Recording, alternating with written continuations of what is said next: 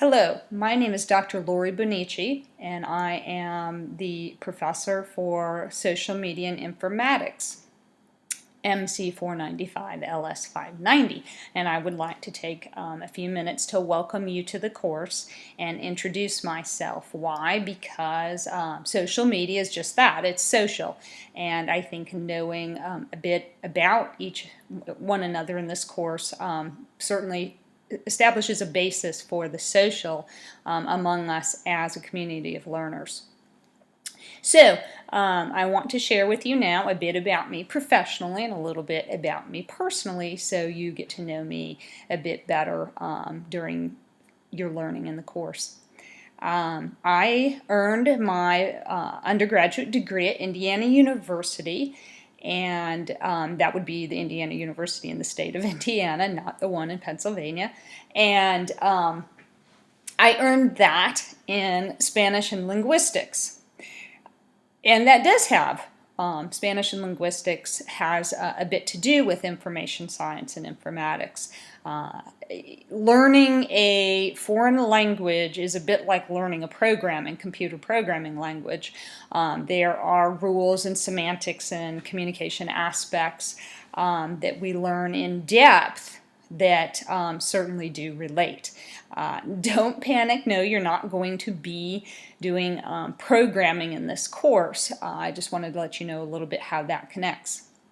Linguistics is basically the scientific study of language, and clearly that does have something to do with social media because we use language. The content of social media sites is language, whether it's verbal or text, pictures, and we'll talk a bit more about that in this course, the types of information.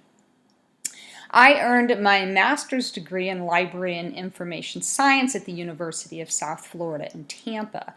That was prior to the days of online learning such as this, so I spent a bit of time commuting to classes. Either we as students commuted or a professor commuted to a group in a particular city and learned. And so I did some of my coursework in Fort Myers, Florida, some of it in Tampa, Florida, and actually some of it over on the east coast of Florida in Fort Lauderdale.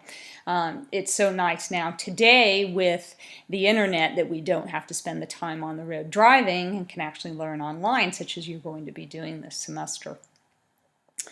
After I earned my master's degree, I went to work as a systems librarian at a small private college in Southwest Florida, International College, which is now known as Hodges University in Naples and Fort Myers, Florida. And in my work, I was responsible for the computing systems to support teaching and business of the university through technology and systems. But my primary responsibility was supporting the library in software for disseminating information and accessing the library virtually for student support for classwork. And that was prior to, again, the internet, or just during the inception of the graphical user internet, or the World Wide Web as we know it today. During that time that I worked there, I also served for a community-based grassroots volunteer organization called the Naples Freenet.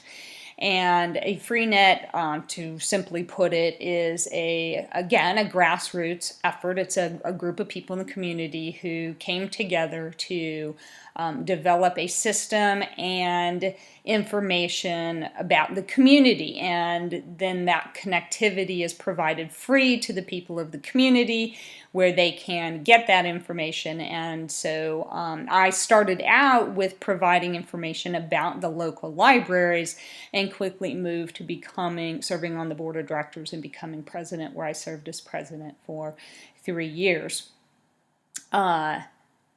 Then I moved on to get my PhD, my doctorate in information science at Florida State University. Go Noles. And why did I do that? Well, I had a lot of questions, about how people accessed information, why they preferred getting their information electronically rather than traditionally from a library. A lot of the students at International College would come in, ask for information, and say, but give it to me electronically. And so rather than just doing that, I would also say, well, why? Why do you want it that way? And so the director of the library said to me, you really need to go get a PhD because you ask more questions than you answer questions.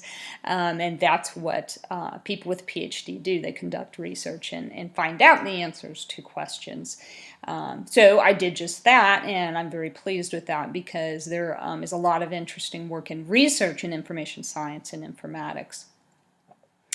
After earning the degree, I went on a path, an interesting academic professional path. I went to Texas Women's University and served short term as director of the school there while it was in a transition period. From there, I went to Georgia Southern University, which was just developing the very first information technology program, and I served there as a visiting faculty member for a year, developing some introductory level courses for them because they wanted an information science perspective. Wanting to be back in a research institution, I then left and went to Drexel University, where I served as an assistant professor in the College of Information Science and Technology, where I was one of the few faculty that were considered a tweener. They could go between the information science program and the information technology program within the school, depending on what the economy and student enrollment demanded. From there, I left and came to the University of Alabama about 7 years ago, where I have developed more, along with a couple other faculty members, some of the technology-related courses for the program. As several of you may know, I teach LS560, which is the information technology course, the core course for the Library and Information Science program, along with some other courses, technology-related courses. This is my first endeavor at the University of Alabama teaching undergraduate. This course has both undergraduate and graduate students in it. I did teach undergraduate at Florida State University and Drexel University, and now am very pleased to be back to teaching undergraduates. So be patient with me. It's been a few years since I've done that, but we'll get back into the swing. So it is part of my job. I don't only teach, I also do research and service as required of all faculty members.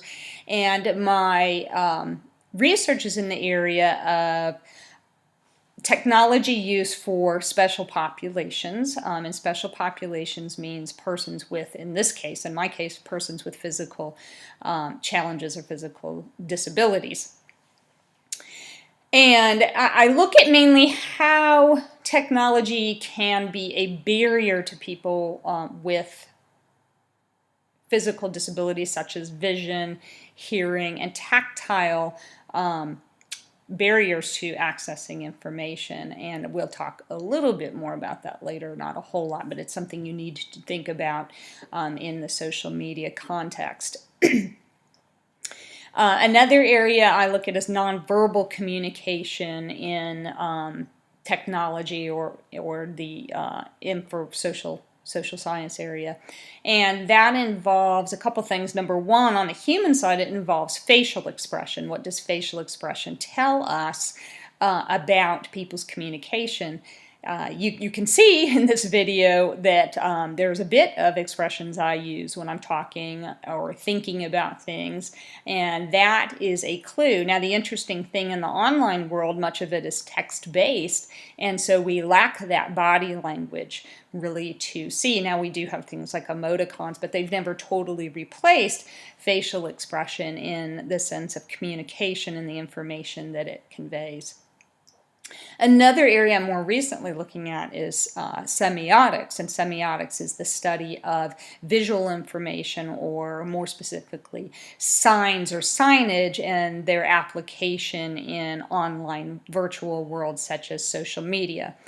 Then that is a more recent area that I'm doing some work in, but related to nonverbal communication.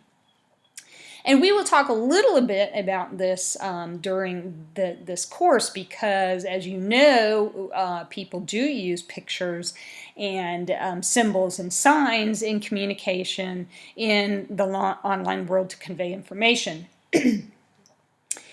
So that's a bit about me professionally. Personally, I have several interests. My main interest is, excuse me, my main interest is bicycling. I'm an avid cyclist. I cycle both short and long distances. Short, when I don't have a lot of time, I'll go out and ride 20, 25 miles, which is about an hour-long ride, give or take. But on times when I have more time on weekends and holidays and vacations, I'll ride upward to 100 miles a day. I once had somebody tell me, well, Lori, that's like riding from Tuscaloosa to Birmingham and having lunch and riding back. And I said, well, that's funny. We do that sometimes in our bicycle club. But I really enjoy the relaxation, the stress reduction, and the view you get from a bicycle that you don't get from sitting in a car. So I do enjoy that. I recently, about a year ago, took up or retook up running. I used to run years ago and then had a situation where I was diagnosed with asthma living in a colder environment and was not able to run. But I am now, luckily, with adjusting with a life of asthma, getting back to running. Also, sometimes when I travel for business or even do short trips for personal enjoyment, it's not always easy to get access to a bicycle, so running can provide some of that same stress reduction and relaxation.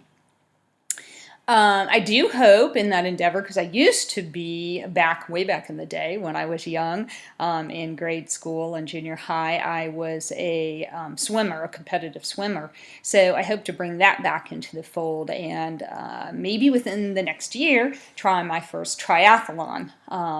Try. And I don't know if I like that or not, but why not try it? So maybe you'll see me blog about that at some point and find out if I did like it or not. I also had an opportunity briefly when I was first moved here to try again. Crewing or rowing, and I very much enjoyed that. To me, it's kind of like the whole idea of cycling on water. But my life as a tenure track faculty member didn't really allow me to engage in that. But I'm hoping at some point to get to that. I've tried some stand-up paddleboarding, and there are some contraptions out there that let you combine the two and convert a stand-up paddleboard into a rowing device, and maybe try that in the future. It's always good to have something to look forward to. When I'm not outside enjoying the weather, and well, as we know, we sometimes have bad weather, cold weather, rainy weather, windy weather, tornadic weather, whatever, that isn't conducive to outside activity. I do stained glass work. It's been a while since I've done that, but it's something that I am now in the process of getting back to. I did it years ago. I'll show you a little piece that actually I came up with about kayaking some muddy rivers in Texas. And it might be hard to see that from the glare, but that's a piece I did years ago. So I'm getting back into that. So that's a bit about me, both professionally and personally, and that's something I'll be looking for from you all in your first assignment, which I'll talk about a little bit later, and that's establishing a professional portfolio. And in that, I think there's a little bit of room to share something about your private or personal interests as well. There are lines to be drawn, and we'll talk about that and what that means in the social media context. In video 2, which you'll watch next, I'll talk about definitions and conceptions of information science, informatics, and social media that you'll also be using not only in your first assignment, but also in your subsequent assignments in this course. I look forward to being in this community of learners this semester.